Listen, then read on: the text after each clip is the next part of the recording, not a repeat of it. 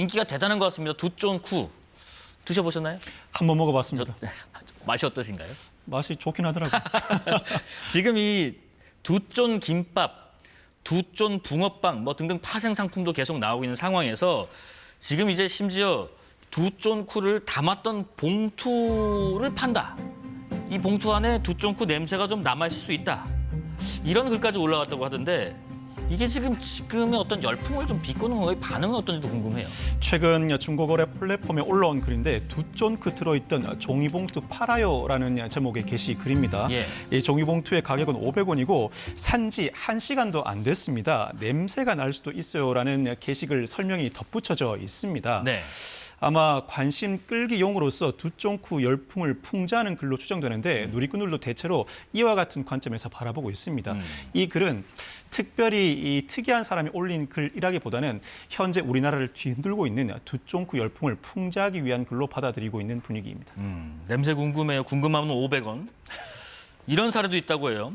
두쫀쿠를 사려고 예약을 했는데 예약 취소를 당했다.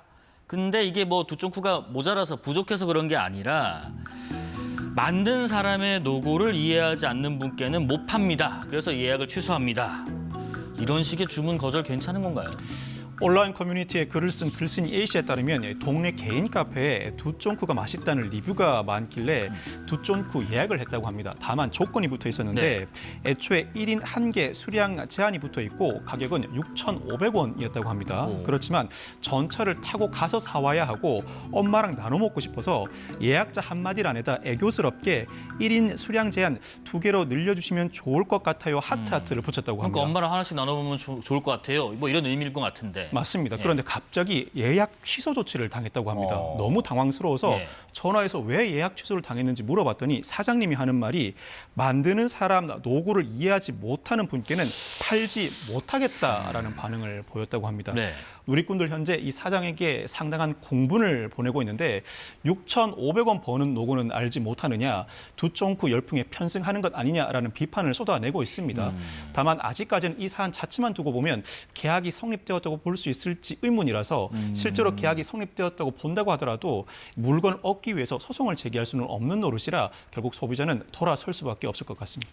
근데 요새 그 두쫀쿠 하도 이렇게 뭐 열풍이다 보니까 조금처럼 약간 억울할 수 있는 이런 사연도 있고 또 하나가 두쫀쿠 관련된 사기를 또 조심해라 이런 글도 많이 올라와요. 이 두쫀쿠는 튀르키예식 면인 카다이프에 피스타치오 스프레드를 섞고 그 위에다 마시멜로 반죽으로 감싸서 만듭니다. 네네. 결국 이 카다이프와 피스타치오가 주 원료라고 할 수 있는데 요즘 두쫀쿠 원료가 그야말로 대란입니다. 이런 상황에서 SNS에 피스타치오, 카다이프, 마시멜로를 안정적으로 납품할 수 있다는 글이 올라오는데 이 계정은 이길 발송이 가능하다면서 카카오톡 아이디를 남기기도 했습니다. 이 게시글에 단가를 문의하거나 메시지를 요청하는 댓글이 수십 개 달리면서 화제를 모았는데 이 글을 본 한 이용자가 사기다, 조심하라는 반박 댓글을 올렸습니다. 어제와 똑같은 사람이다. 계정을 바꿔가면서 동일한 내용의 사기글을 반복적으로 게시하고 있다고 주장하고 나섰는데 이 이용자에 따르면 직접 연락해서 사업자 등록증을 받아봤대요. 그랬더니 사업자 등록증상 사업자 번호를 초회하면 정보가 전혀 다르게 나오고 애초에 조작된 사업자 등록증이었다고 합니다. 네네. 이후 입금을 재촉하던 상대방이 오히려 자신의 사업자 등록증과 계좌번호를 삭제했다고 사실관계를 전했는데 이용자들 중에는 실제로 자신이 피해를 입었다는 주장도 연달아 해내고 있습니다. 사실 시세보다 현저히 원료를 제공한다거나 빠른 배송이 가능하다는 게시글은 주의가 필요합니다. 사업자 등록증을 실제로 확인해 볼 필요도 있고 실제로 계좌를 보내준다고 하더라도 이체하기 이전에 사기 관련 확인 중인 계좌로 안내 공고문이 뜨는 경우도 있으니 반드시 확인하고 계좌 이체를 실행해야 할 것 같습니다. 이렇게 좀 두쫀쿠를 어떻게 만들어서 좀 팔려고 원료를 구입하는 데서도 되게 주의하셔야 되고 그런 얘기가 있더라고요. 지금 원래 두쫀쿠를 파는 곳이 아니라 뭐 예를 들면 고깃집, 김치찌개집 이렇게 일반 음식점에서 지금 팔고 있다고 하던데 이제는 뭐 본 메뉴보다 더 팔릴 정도 효자 종목이 됐다고 하더라고요. 그런데 이런 뭐 음식 파는 데는 뭐 그럴 수 있겠다 치더라도 여기랑 아예 무관한 예를 들면 뭐 이불 가게에서 두쫀쿠를 팝니다. 뭐 떼다가 파는 거겠죠. 아마 저기서 만들진 않을 것 같아요. 아니면 실제로 관련 없는 업종에서 만들어 판다는 것이 만약에 있다면 이런 것들은 혹시 문제가 될 여지가 있는지요? 요즘 두쫀쿠가 이 두꺼비 항아리, 즉 항아리가 새는 걸 막아내는 두꺼비라는 자조 섞인 말이 나오고 있는데 네. 그만큼 일반 자영업자들 어려운 시기에 두쫑쿠 열풍으로 두쫑쿠 판매가 일부 매출 공백을 메꿔주는 역할을 하고 있다고 네네. 합니다. 이에 따라서 이불 가게처럼 음식점과 아무 관련 없는 가게에서조차 두쫑쿠를 판매하기 시작했는데 식품위생법 소지 위반의 소지가 있습니다. 우선 식품위생법 37조에 따르면 식품 제조, 판매 영업을 하려면 관할 지자체에 신고하거나 허가를 받아야 합니다.